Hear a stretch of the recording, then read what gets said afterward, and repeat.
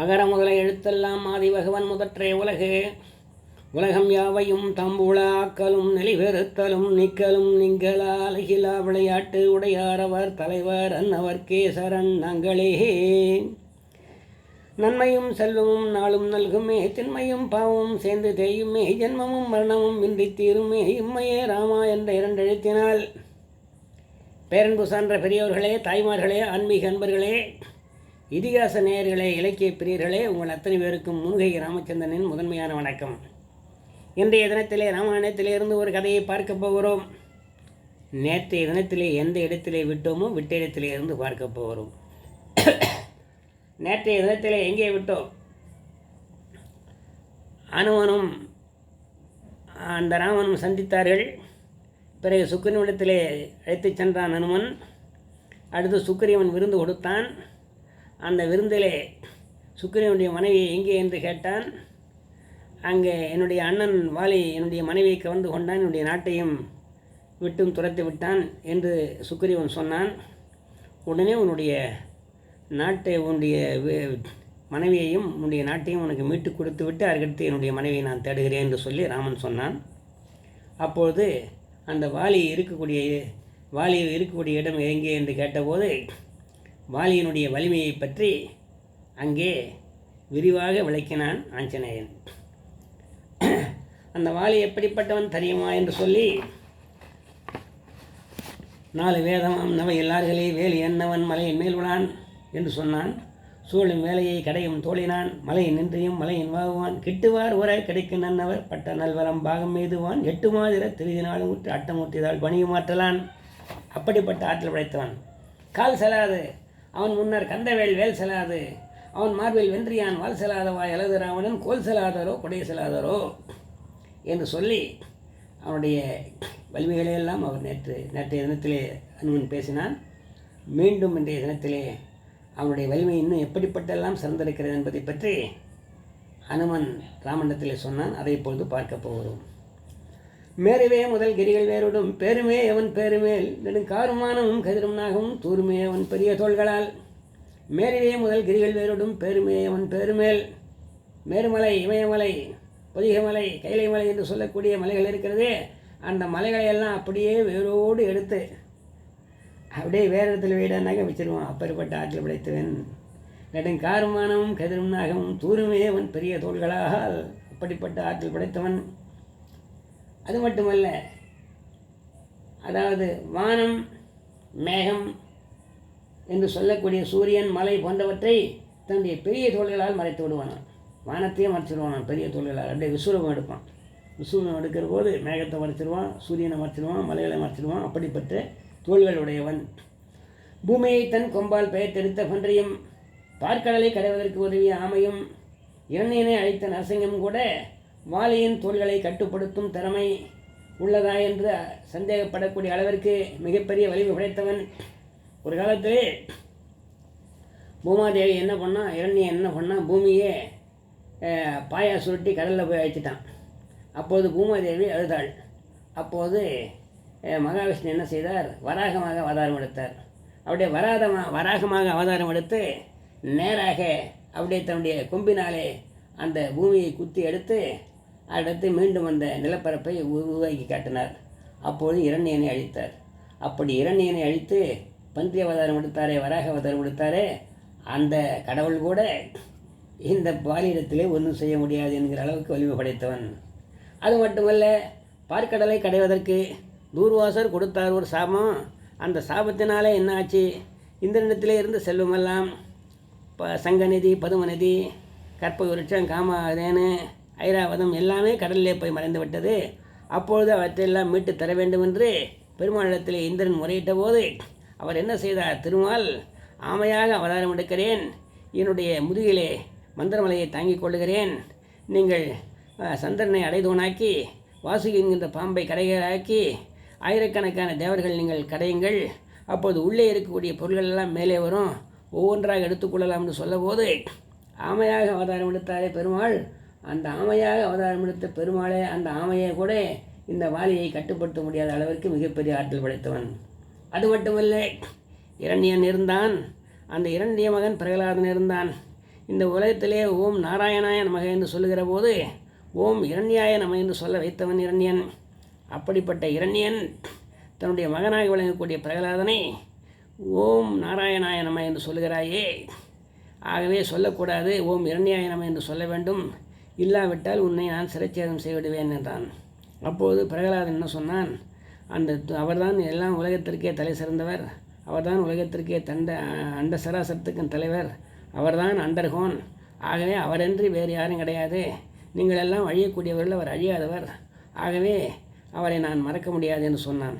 அப்பொழுது எங்கே இருக்கிறான் அந்த எங்கே இருக்கிறான் அந்த பெருமாள், எங்கே இருக்கிறான் அந்த திருமால் என்று கேட்டபோது அவர் தூணிலும் இருக்கிறார் துரும்பிலும் இருக்கிறார் என்று சொன்னான் பிரகலாதன். இதோ இங்கே இருக்கிறதே இந்த தூண், நான் பார்த்து கட்டிய தூண், அந்த தூணிலே இருக்கிறானா என்று சொன்னபோது ஆமாம் என்று சொன்னான் பிரகலாதன். உடனே அவன் என்ன செய்தான், அந்த தூணை இப்போதே காலாலே எட்டி உதைக்கிறேன், எட்டி உதைத்த அந்த பெருமாள் என்று சொல்லக்கூடிய திருமால் வரவில்லை என்று சொன்னால் உன்னுடைய தலையை சிரச்சேதம் செய்து விடுவேன் என்று சொன்னான் தன்னுடைய மகன் பிரகலாதனிடத்திலே. உடனே எட்டி உதைத்தான். எட்டி உதைத்த உடனே அவர் என்ன செய்தார், நரசிங்கமாக அவதாரம் எடுத்தார். அவன் வாங்கிய வரம் என்ன, பகலில் வரக்கூடாது, ராத்திரியில் வரக்கூடாது, மனிதர்களால் வரக்கூடாது, விலங்குகளால் வரக்கூடாது என்றெல்லாம் வாங்கி வைத்திருந்த காரணத்தினால் அந்த வாங்கி வைத்திருந்த வரத்திற்கு இழுக்க வராதபடி அவர் சிங்கம் தலையாக மனித உருவாக எடுத்து அங்கே நரசிங்க அவதாரம் எடுத்தார்.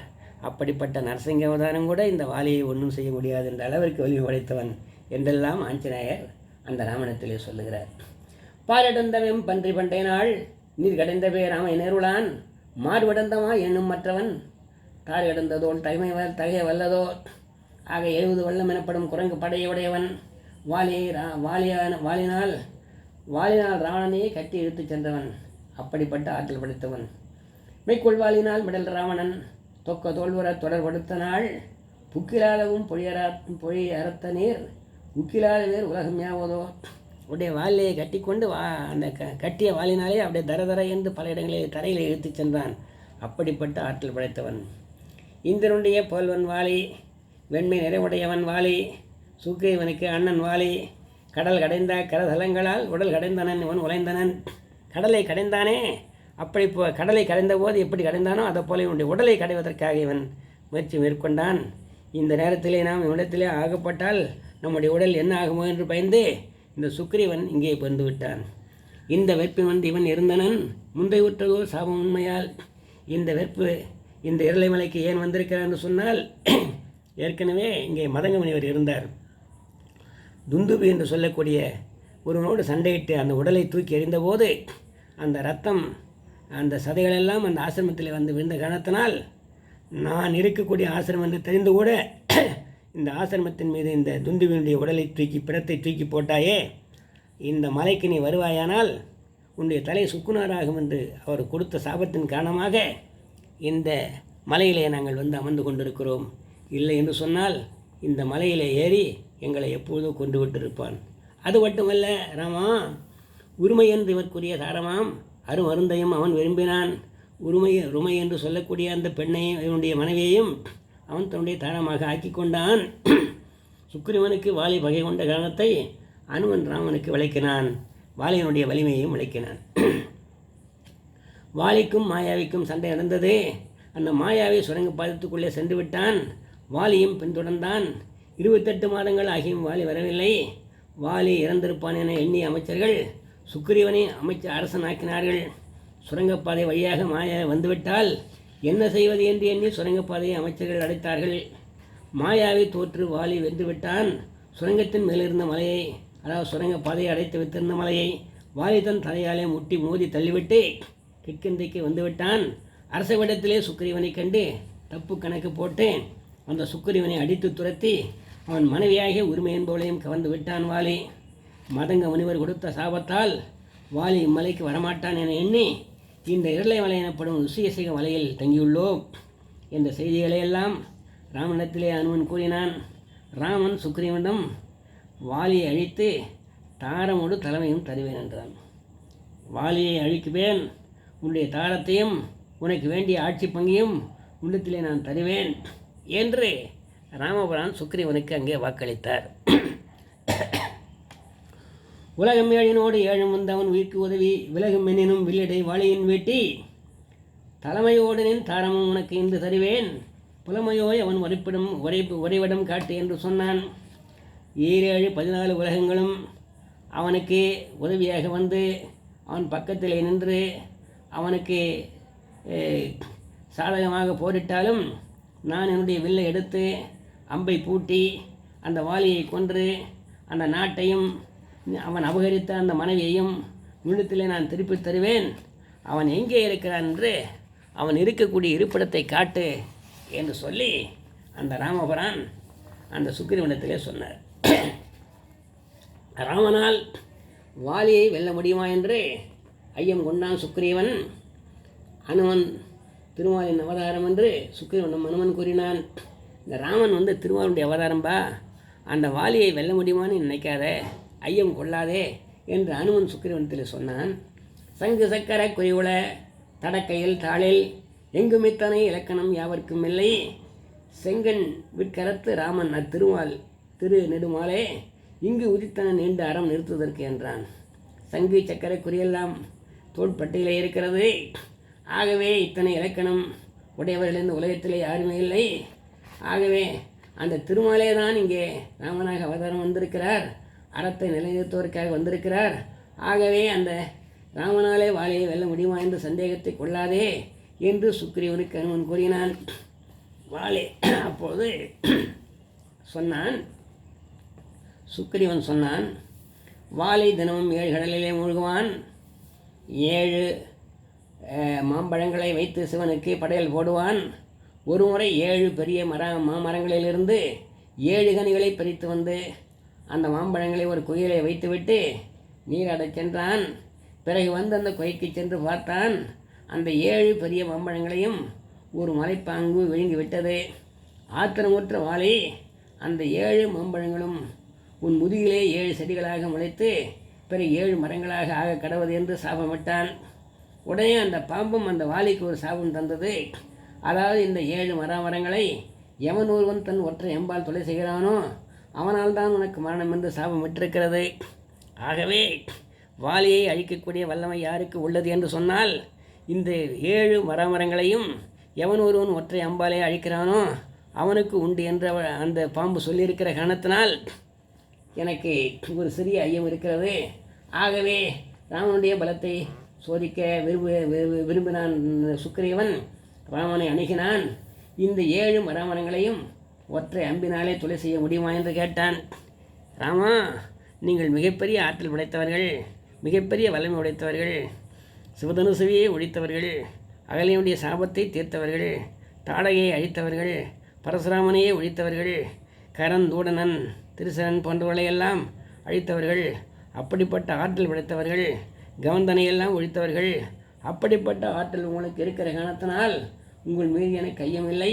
இருந்தாலும் எனக்கு ஒரே ஒரு சிறிய சந்தேகம் இருக்கிறது. இந்த உங்களுடைய வளத்தை சோதிப்பதற்காக நான் ஒரே ஒரு உதாரணத்தை இங்கே சொல்லுகிறேன். இங்கே இருக்கிறது 7 மாமரங்கள். அந்த 7 மாமரங்களும் மலையைப் போல அடிமரத்தை கொண்டவைகளாக இருக்கின்றன. அதனுடைய உச்சி எங்கே இருக்கிறது என்று பார்த்தால் அந்த உச்சி எங்கே இருக்கிறது என்றே தெரியாது என்று சொல்லக்கூடிய அளவிற்கு மிகப்பெரிய பிரம்மலோகத்தை தாண்டி போயிருக்கிறது. இந்த 7 மாமரங்களையும் எவன் ஒருவன் ஒற்றை அம்பாலே துளைக்கிறானோ அவனால் தான் வாலிக்கு மரணம் ஏற்படும் என்று ஒரு பாம்பு சாபம் கொடுத்திருக்கிற காரணத்தினால் இந்த 7 மரங்களையும் நீங்கள் துளைக்க முடியுமா என்று கேட்டான் சுக்கிரீவன். அந்த மாமரத்துடைய கனிகள், பூக்கள், இலைகள் பூ உலகத்திலே விழாது. தேவரில் உள்ள ஆகாய கங்கையிலேயே விழுந்து கடலிலே கலக்கும் பாதாள உலகம் வரை சென்ற வேர்கள் உடையவை, ஒன்றிற்கு ஒன்று ஒரு யோசனை இடைவெளி உடையவை. அடிமரத்தை பார்த்தவர்கள் அன்று யாரும் நுனிமரத்தை பார்த்தவர்கள் இல்லை. அப்படிப்பட்ட மாமரங்கள் இவைகள் 7. ஊழி பெறினும் பொருவிலே உலகங்கள் உலைந்து தாழும் காலத்தும் தாழ்விலே. எந்த ஊழிக்காலம் வந்தாலும் எல்லாம் அழிந்து போகும். ஆனால் இந்த 7 மரங்கள் மட்டும் அழியாது. அப்படிப்பட்ட ஆற்றல் படைத்தவை. மலர்வசை அயக்கும் இலை கண்டோம் என தெரிப்ப அருந்தறுத்தனை 7. பிரம்மலோகத்தில் இருக்கக்கூடிய அந்த பிரம்மாவுக்கு கூட இலையை கண்டோம் என்று தான் பார்ப்போமே தவிர அதற்கு மேலே இன்னும் எவ்வளோ உயரம் சென்றிருக்கிறது என்று பார்த்ததில்லை. அப்படிப்பட்ட மிக உயரமாக சென்று கொண்டிருக்கக்கூடிய மரங்கள் இவைகள். உடனே இந்த மரத்தை ஒரு அம்பினாலே 7 மரங்களையும் ஒரே அம்பினாலே தொலைப்பட முடியுமா என்று லக்குவன், அதாவது சுக்ரீவன் ராமனிடத்திலே கேட்டான். சுக்ரீவனுடைய ஐயத்தை போக்க வேண்டுமென்று ராமன் பார்த்தான். ஆகவே என்ன செய்தான்? முதலில் ராமன் வில்லினுடைய நாணை கைவிரலால் இழுத்து ஓசையை உண்டாக்கினான். அப்படி அந்த நாணை இழுத்து அப்படி ஓசையை விட்டான். அந்த ஓசையை கேட்ட அஷ்டதிக்கு யானைகள் மயங்கி விழுந்தன.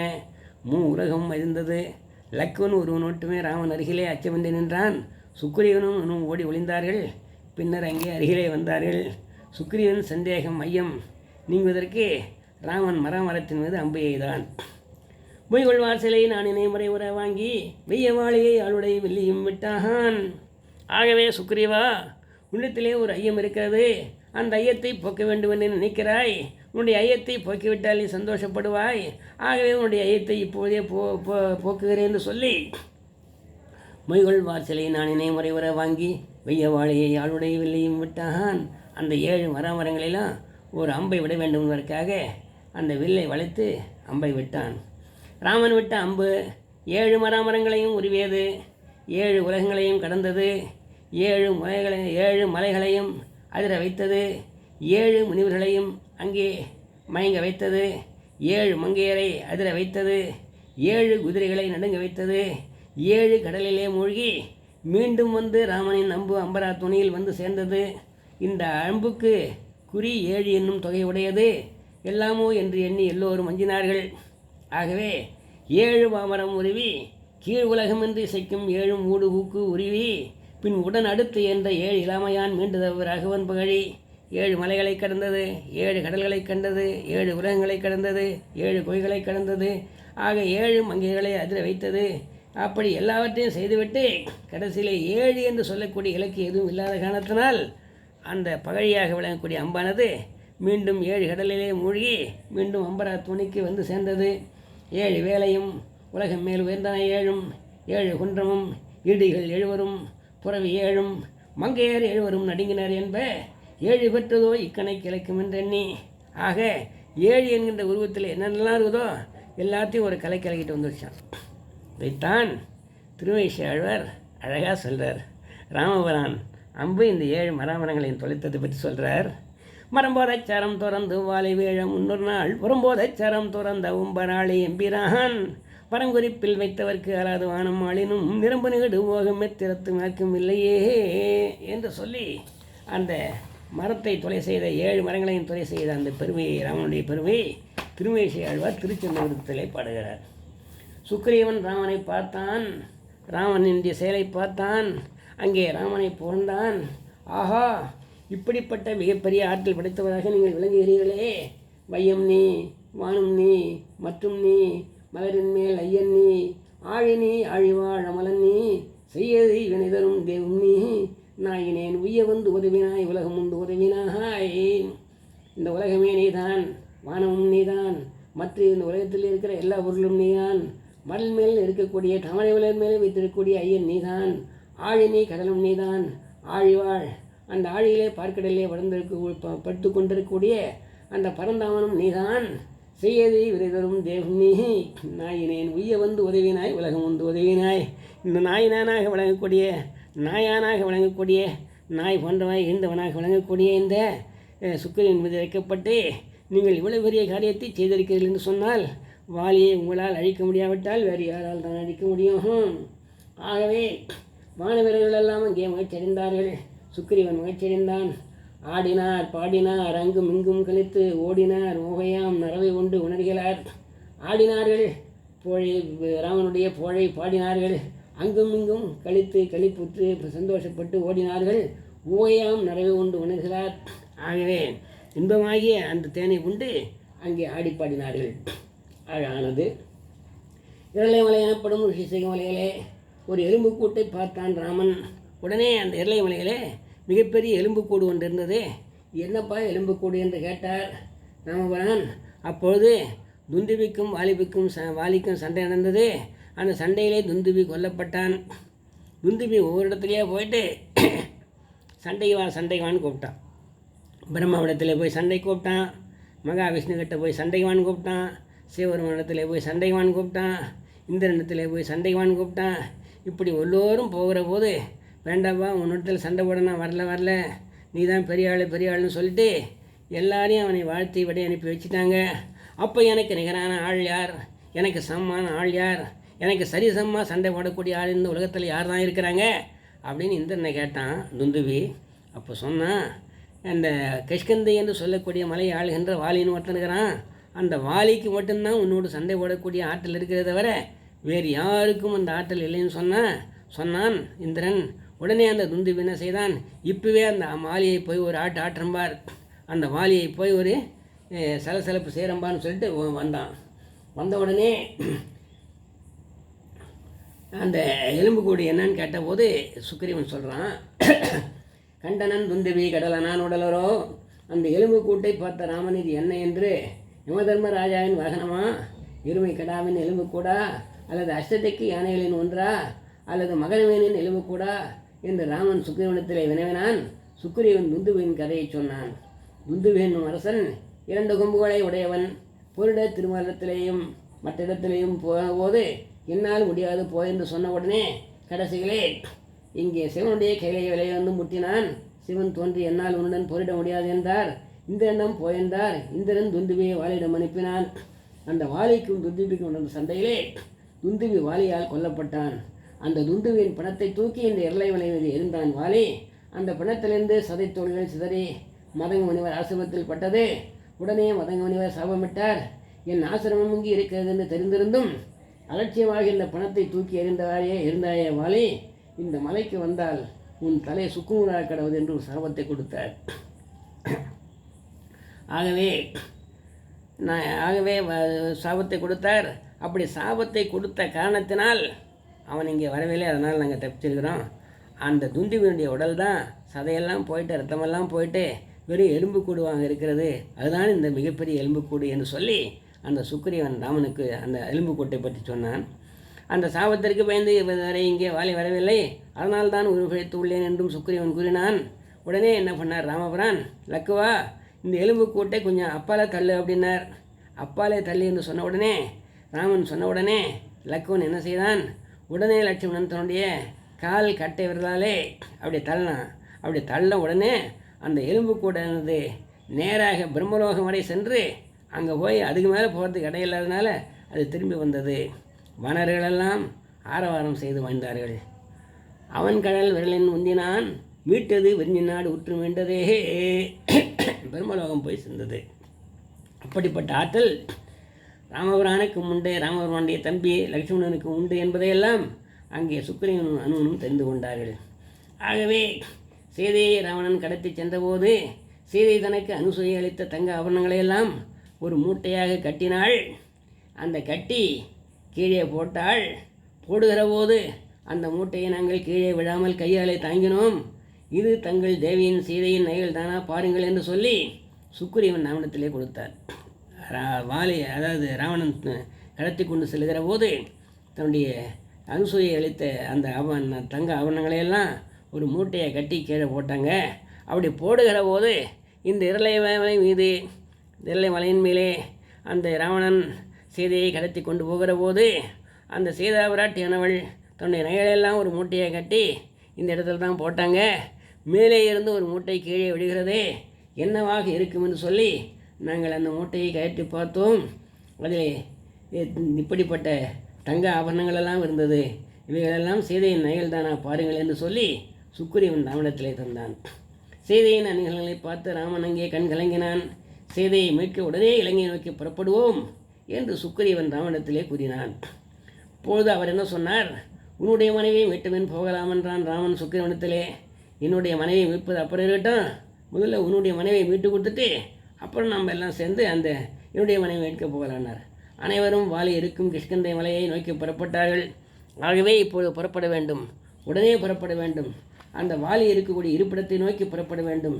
இப்போதே நாம் புறப்படலாம். அந்த வாலி எங்கே இருக்கிறான் காட்டு என்று ராமபிரான் கேட்டார். போதும் நாம் வாலிபால் என்ன போயினான். ராமன், லக்குவன், சுக்கிரீவன் அமைச்சர்களாக விளங்கக்கூடிய அனுமன், தாரன், நீலன், நலன் ஆகியோரெல்லாம் ஒன்றாக கூடினார்கள். சேன சைன்யங்களையெல்லாம் சேர்த்தார்கள். வாலி இருக்கும் கிஷ்கிந்த மலையை நோக்கி புறப்பட்டார்கள். வாலி இருக்கக்கூடிய வாலி ஆட்சி செய்யக்கூடிய அந்த கிஷ்கந்தாபுரி என்று சொல்லக்கூடிய அந்த கிஷ்கிந்தா மலையிலே ஆட்சி செய்யக்கூடிய அந்த வாலியுடைய இருப்பிடத்திற்கு இப்போதே நாங்கள் உங்களை அழைத்துச் செல்கிறோம், எங்கள் பின்னாலே வாருங்கள் என்று சொல்லி அங்கே ராமனையும் லக்குவனையும் அழைத்து கொண்டு சுக்கிரீவன் அனுமன் முதல்வர் அங்கே புறப்பட்டார்கள். மதங்க முனிவர் வாழ்ந்த இந்த மலை இருளை வலையிடப்படும் ரிஷிசிக மலையிலிருந்து புறப்பட்ட ராமன் லக்குவன், சுக்கிரீவன், அனுமன் மற்றும் சுக்கிரீவன் அமைச்சர்கள் பல காடுகளையும் பல மலைகளையும் பல ஆறுகளையும் பல சோலைகளையும் கடந்து கிஷ்கிந்தை நோக்கி சென்று கொண்டிருக்கிறார்கள். கிஷ்கிந்தையை நோக்கி கிஷ்கிந்தா என்று சொல்லக்கூடிய நோக்கி இடத்தை நோக்கி செலுத்தி கொண்டிருக்கிறார்கள். வெங்கண்ணாள் ஏறும் மேலிமாவும் வேகநாகமும் சிங்கை ஏறி இரண்டோடும் திரண்டான செய்கையா தங்கு சால மூலமா தாமால மேலம் மாலை போல் பூங்கூனாகமும் தோன்று சாரலோடு போயினார். அப்படியே 2 சிங்கங்கள் புறப்பட்டு போகிற மாதிரி ராமனும் லக்ஷ்மணன் அப்படி புறப்பட்டு போகிறாங்க. அந்த சிங்கங்களுக்கு முன்னே இந்த சுக்கிரீவன், அனுமன் போன்றவருடைய படைகள் எல்லாம் சென்று கொண்டிருக்கிறது. உடையலாம் நெடுங்கன் மாதர் ஊசல் ஊசல் அல்லவேல் தடைவலாவு சந்தலந்த சாரல் சாரல் அல்லவேல் மழைவலாவு முந்தில் அல்ல மண்டல் நாடு சண்பக குழைவலாவு சோலை சோலை சோலை அல்ல வெண்சை குன்றமே பொன்சை குன்றமே. ஆகவே அப்படிப்பட்ட சோலைகளையெல்லாம் கடந்து, காடுகளையெல்லாம் கடந்து, நதிகளையெல்லாம் கடந்து, மலைகளையெல்லாம் கடந்து அந்த வாலி இருக்கக்கூடிய அந்த இடத்திற்கு எல்லோரும் புறப்பட்டு போய் கொண்டிருக்கிறார்கள். வாலியை அழித்து அவனுடைய ஆட்சியை, உன்னுடைய ஆட்சியை உன்னிடத்திலே கொடுத்து உன்னுடைய மனைவியை மீட்டு தருகிறேன் என்று சொல்லி அங்கே ராமன் போகிறான். சுக்கிரீவனுக்கு பின்னாலே போய்கொண்டிருக்கிறார்கள். வானிழுக்கும் ஏலவாசம் மண்டல் நாரும் குன்றமே, அதாவது ஏலக்காய்கள்லாம் நிறைந்த மரங்கள் விளைக்கக்கூடிய அந்த மலை, அந்த ஏலக்காயினுடைய வாசனை அந்த வானத்தில் இருக்கக்கூடிய தேவர்களுக்கெல்லாம் இழுக்குமா. அப்படிப்பட்ட ஏலக்காய் மரங்கள் நிறைய இருக்கக்கூடிய அந்த மலையின் மீது சென்று கொண்டிருந்தார்கள். வாழை வாழும் இருப்பிடத்தை அனைவரும் சென்று சேர்ந்தார்கள். அடுத்து என்ன செய்ய வேண்டும் என்று அனைவரும் யோசித்தார்கள். ஒருவருக்கொருவர் ஆலோசனை செய்தார்கள். அப்படி போகிற போது அன்னதாய குந்தினாறு சென்ற வீறு 5 உடைந்து உன்னலாய யோசனைக்கு உம்பரேறி இம்பரில் பொன்னினாடு இருந்த சென்ன வாலி வாழ்வோர் இருப்பிடம் துன்னினாரில் செய்வதென்ன என்று நின்று சொல்லுவார். ஆக வாலி இருக்கக்கூடிய அந்த கிஷ்கிந்தாபுரிக்கு, கிஷ்கிந்தா மலைக்கு அடிவாரத்திலே போய் சேர்ந்து விட்டார்கள். அங்கே எல்லோரும் ஒன்றாக கூடினார்கள். ராமன் அங்கே இருக்கிறான், லக்ஷ்மணன் இங்கே இருக்கிறான், சுக்கிரீவன், அனுமன் இருக்கிறார்கள், சுக்கிரீவனுடைய அமைச்சர்கள் இருக்கக்கூடிய எல்லாம் இருக்கிறார்கள், போர்ப்படை தளபதிகள் மற்றவர்கள் எல்லாம் முக்கியமான ஆட்கள் எல்லாம் வந்திருக்கிறார்கள். அப்படி எல்லோரும் வந்திருக்கிற போது அங்கே வாலியினுடைய இருப்பிடத்தை வந்து சேர்ந்தார்கள். எத்தனை மணிக்கு? ராத்திரி 12 மணிக்கு வந்து சேர்றாங்க. சுக்கிரீவா, நீ வாலியை போருக்கழை, நான் மறைந்து நின்று அம்பு எய்கிறேன் என்றான் ராமன். எப்போதும் மறைக்கு பின்னாலே மறைந்து நிற்பவன் ராமன் இப்போது மரத்திற்கு பின்னாலே மறைந்து நின்றான். அப்போ என்ன செய்தார்? அந்த இடத்திலே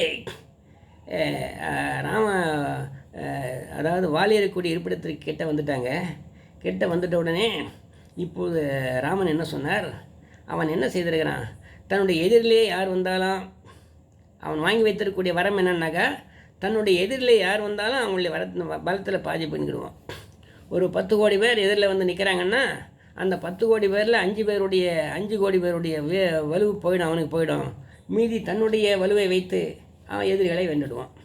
இப்படி தான் அவன் இடத்துலையும் அவன் செவ்வரோடத்தில் வாங்கிய வரான். அப்படி அதாவது எதிரிலே எவன் வருகிறானோ அவனுடைய பலத்திலே பாதியை வாங்கிடுவான். பாதியை வாங்கிட்ட பிற்பாடு தன்னுடைய பலத்தை வச்சு அவனை வென்றுடுவான். அதனால் அவனை வெல்ல முடியாது. அப்படிப்பட்ட வரத்தை வாங்கி வைத்திருக்கிறான். ஆகவே சுக்கிரீவா, நீ போருக்கு போ, நீ சண்டையிடப்போ, அந்த வாலியை போருக்கு அழை. அந்த வாலியை போருக்கு அழைப்பாயானால் அந்த வாலி அங்கே இருந்து வெளியே வருவான். அப்படி வெளியே வருகிற போது நீயும் அவனும் சேர்ந்து சண்டை போடுங்கள். அப்படி சண்டை போடுகிற போது நான் எதிரிலே வரக்கூடாது. நான் எதிரிலே வந்தால் என்னுடைய பாதி பலத்தையும் அவன் பிடுங்கி விடுவான், வந்து விடுவான் என்று ஒரு அச்சம் அவனுக்கு ஏற்படும். பாதி பலமும் தனக்கு வந்து விடும் என்கின்ற உணர்வு ஏற்படும். ஆகவே அந்த உணர்வு ஏற்படாதபடி நான் என்ன செய்ய போகிறேன் என்று சொன்னால், ஒரு மரத்திற்கு பின்னாலே மறைந்து நிற்கிறேன். மறைந்து நின்று அவன் மேலே பானம் போடுகிறேன். அங்கே அவன் காலியாகி விடுவான். அதற்கடுத்து வாலி மறைவான். அந்த வாலியிடத்திலே, அந்த வாலியினுடைய அந்த இருப்பிடத்திலே, அந்த வாலி இருந்த சிம்மாசனத்திலே நீ அமரலாம். வாலி அபகரித்த மனைவியையும் நீ மீட்டு கொள்ளலாம். இதுதான் என்று சொல்லி அந்த ராமபுரம் சொன்னார். எப்போதும் மறைக்கு பின்னாலே மறைந்து நிற்பவன் ராமன் இப்போது மரத்திற்கு பின்னாலே மறைந்து நிற்கிறான். அவன் போயிட்டு என்ன செய்கிறான்? அந்த கூடுன்றான். அவ்விடத்து ராமன் நீ அழைத்து வாலியானதோர் வெவ்விடத்தின் வந்து ஓர் வளைக்கு மேல் வெவ்வேறு நின்று எவ்விட துணிந்தமைந்ததென் கருத்து இதென்று நான் தெவ்வடக்கும் வென்றியானும் நன்றுதென்று சிந்தியார். சரி, அப்படியே நான் போகிறேன், உங்களுடைய ஆணையை ஏற்று போகிறேன், நீங்கள் சொல்லிய வார்த்தையை ஏற்று போகிறேன். நான் அந்த வாலியினுடைய வாலி இந்த நேரத்தில் இரவு 12 மணி நேரமாக இருக்கிற காரணத்தினால், வாலி அரண்மனையிலே தன்னுடைய படுக்கையிலே தூங்கி கொண்டிருப்பான் என்ற காரணத்தினால், இப்போது நான் வந்திருப்பதெல்லாம் அவனுக்கு தெரியாது என்கிற காரணத்தினால் உறக்க நான் கூச்சலிடுகிறேன், அந்த வாலியை போருக்கு அழைக்கிறேன் என்று சொல்லி அந்த ராவணத்திலே சொல்லி அந்த வாலியை போருக்கு அழைக்க அங்கே துணிந்தான். வாலி என்ற இருப்பிடத்தில் சென்று வாலியை போருக்கு அழைப்பதற்காக அவன் கூக்குரலிட நினைத்தான். அவன் எந்த மாதிரி கூக்குரலிட்டு எப்படி அந்த வாலியை போருக்கு அழைத்தான் என்பதை நாளைய தினத்திலே கதையிலே பார்க்கலாம் என்று சொல்லி உங்களிடமிருந்து விடைபெற்றுக் கொள்வது முனுகை ராமச்சந்திரன். முனுகை ராமச்சந்திரனாகிய நான் உங்களிடமெல்லாம் வைப்பது ஒரே ஒரு வேண்டுகோள் தான். ராமச்சந்திரன் முனுகை என்கிற பெயரிலே ஒரு யூடியூப் சேனலை பதிவு செய்திருக்கிறேன். அந்த யூடியூப் சேனலை சப்ஸ்கிரைப் செய்து அடியனை ஆசீர்வதிக்கும்படி கேட்டுக்கொள்கிறேன். வாழ்க வளமுடன் நலமுடன். நன்றி, வணக்கம்.